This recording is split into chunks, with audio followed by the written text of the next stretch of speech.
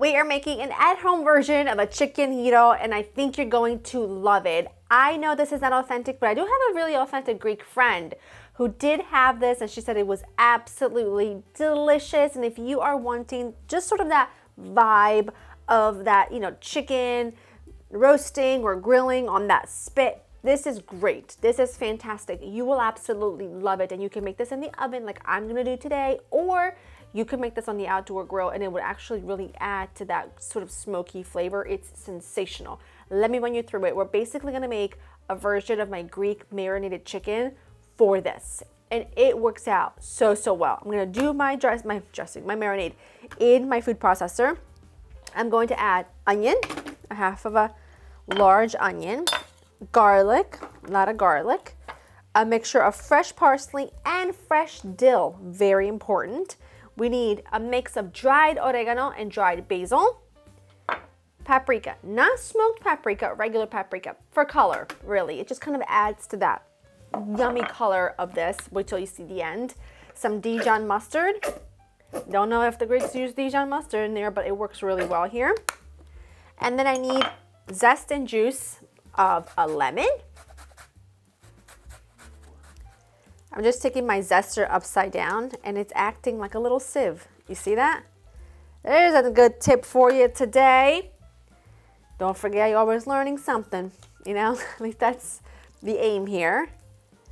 Get that all in there. We're doing a lot of chicken today, about 4 pounds or so. There's about 12 boneless, skinless chicken thighs ready to go. See, got all the pits out. And then a good amount of really good quality olive oil, because remember, this is coating a whole lot of chicken. And then a really good healthy pinch of salt, a bit more. And now I'm just gonna blitz this up.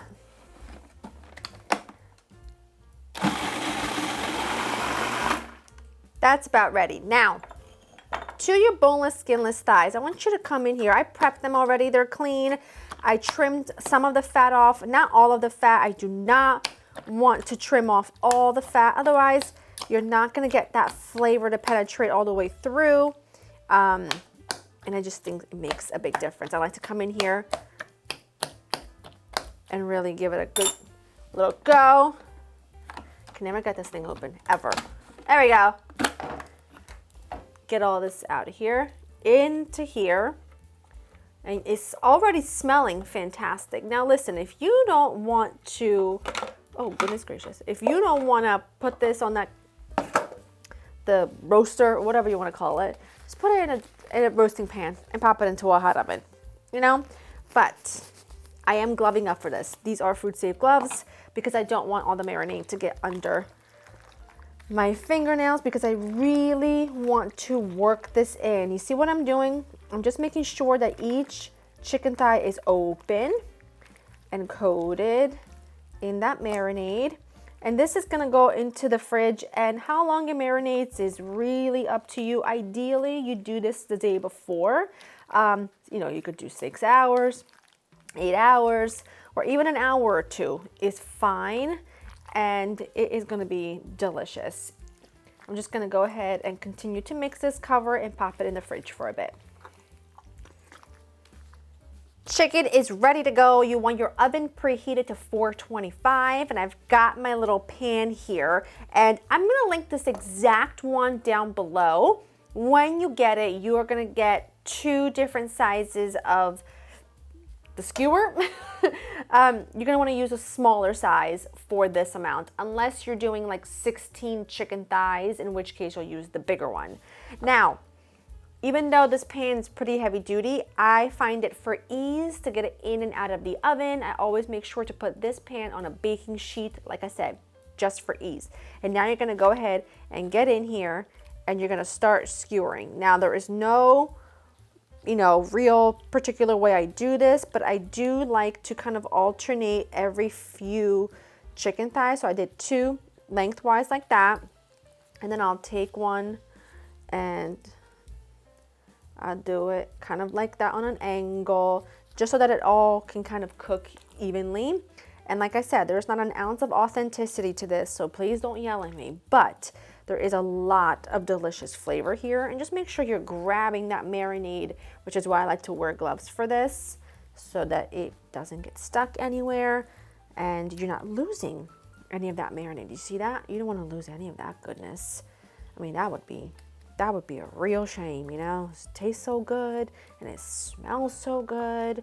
And this does take a while to cook. I mean, it is going to take about an hour and 45 minutes.